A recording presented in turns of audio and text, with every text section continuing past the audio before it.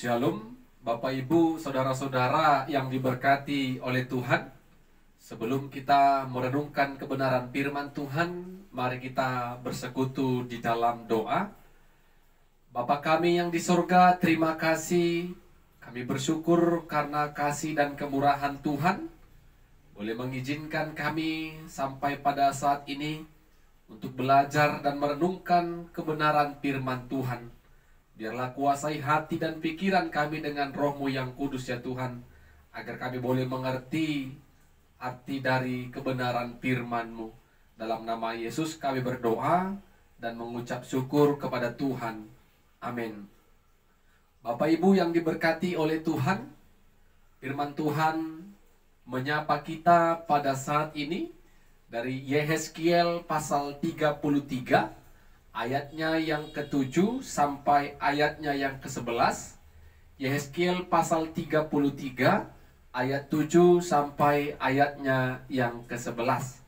Kami akan bacakan firman Tuhan bagi kita. Demikianlah firman-Nya.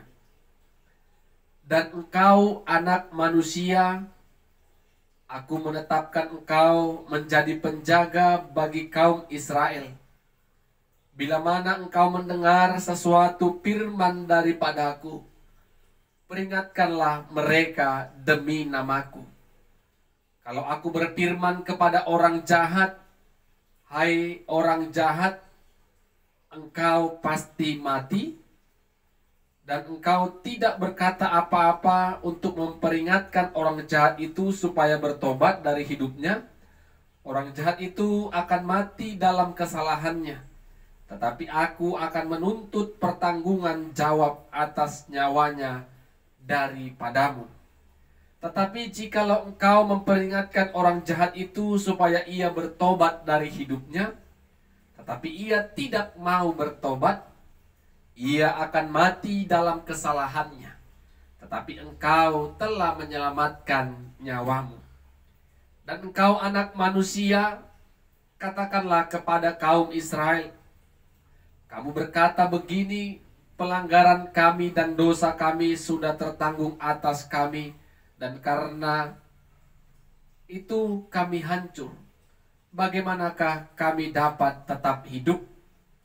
Katakanlah kepada mereka, demi aku yang hidup, demikianlah firman Allah.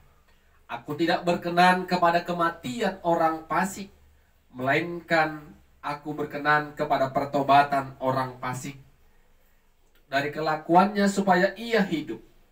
Bertobatlah, bertobatlah dari hidupmu yang jahat itu. Mengapakah kamu akan mati, hai kaum Israel? Amin. Bapak Ibu saudara-saudara yang diberkati oleh Tuhan, tema firman Tuhan bagi kita pada saat ini, Allah berkenan kepada pertobatan orang fasik. Allah berkenan kepada pertobatan orang fasik. Bapak Ibu saudara-saudara yang diberkati oleh Tuhan, sering di dalam kehidupan sehari-hari kita ada rasa ketakutan ketika kita melihat orang lain melakukan yang namanya kejahatan, melakukan yang namanya perbuatan dosa. Sering kita takut untuk menegur dan memperingatkan orang yang berdosa itu agar tidak hidup di dalam dosa, agar hidupnya meninggalkan segala bentuk kejahatan yang tidak berkenan di hadapan Tuhan. Ketakutan itu sering muncul. Mungkin karena kita takut dibenci, takut dimusuhi, sehingga kita tetap menyaksikan segala kejahatan, menyaksikan segala keberdosaan yang dilakukan oleh orang-orang yang ada di sekitar kita. Bapak Ibu saudara-saudara yang diberkati Tuhan, tetapi ada juga orang yang memperingatkan, yang menegur orang jahat, orang yang melakukan kesalahan, orang yang tidak berkenan di hadapan Tuhan, di depan umum. Kalau itu kita kerjakan, kalau itu kita lakukan, kita bukan mengubah, bukan mengingatkan orang yang jahat itu, tetapi kita membuat nama baiknya tercemar kepada semua orang, dan dia semakin malu. Menegur, memperingatkan orang yang jahat, orang yang melakukan dosa, harus menegur di dalam kasih. Secara pribadi, kita mengingatkannya di dalam kasih, kita menegurnya di dalam kasih Tuhan. Sehingga Bapak Ibu Saudara-saudara, orang yang merasa melakukan kejahatan itu, orang yang merasa bersalah itu, tidaklah menaruh rasa dendam, tidaklah menaruh rasa benci kepada kita yang memperingatkan dirinya. Bapak Ibu Saudara-saudara, firman Tuhan yang kita baca pada saat ini, Tuhan berfirman kepada Yehezkiel sebagai penjaga kaum Israel, sebagai nabi Allah. Allah berfirman kepada Yehezkiel, dan Yehezkiel menyampaikan kepada teman-temannya apa yang difirmankan oleh Allah kepadanya. Ketika ada orang jahat, ketika ada orang yang melakukan dosa, ketika kita tidak memperingatkannya, dan orang berdosa itu mati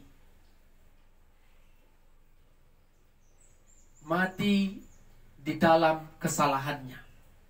Tetapi Bapak Ibu Saudara-saudara yang diberkati Tuhan, ketika orang berdosa itu mati tanpa ada sedikit pun peringatan dari kita, maka nyawa orang berdosa itu Tuhan akan menuntut pertanggungjawab atas nyawa yang berdosa tadi kepada kita. Tetapi ketika orang berdosa itu mati, dia mati dalam kesalahannya, dan kita sudah menegurnya, memperingatkannya untuk meninggalkan segala kejahatan yang dilakukannya, dan mengatakan bertobat, tetapi dia tetap tidak bertobat. Ketika dia mati, maka sesungguhnya Tuhan katakan, kita tidak akan lagi dituntut pertanggungjawaban atas nyawanya, tetapi kita telah menyelamatkan nyawa kita. Bapak Ibu Saudara-saudara, firman Tuhan katakan, Tuhan tidak berkenan kepada kematian orang fasik, kematian orang berdosa. Apa yang Tuhan inginkan, apa yang Tuhan kehendaki? Yang Tuhan kehendaki adalah pertobatan orang-orang fasik, orang-orang berdosa, agar orang-orang yang berdosa itu mengalami perubahan dan mengalami pertobatan, dan dia akan tetap hidup. Itu yang diinginkan Allah. Itu yang diinginkan Tuhan melalui kebenaran firman Tuhan yang disampaikan Allah kepada Yehezkiel, agar kaum Israel meninggalkan segala bentuk kejahatan, berbalik kepada Tuhan, dan mereka akan tetap hidup. Bapak Ibu Saudara-saudara yang diberkati oleh Tuhan, Tuhan sangat-sangat menginginkan pertobatan umatnya, pertobatan orang yang berdosa. Apa yang bisa kita renungkan dari kebenaran firman Tuhan pada saat ini, Bapak Ibu Saudara-saudara yang diberkati Tuhan? Yang pertama, Tuhan ingin kita umatnya agar bertobat. Tuhan menginginkan kita sebagai umatnya bertobat, meninggalkan segala bentuk kejahatan, segala dosa yang pernah kita lakukan.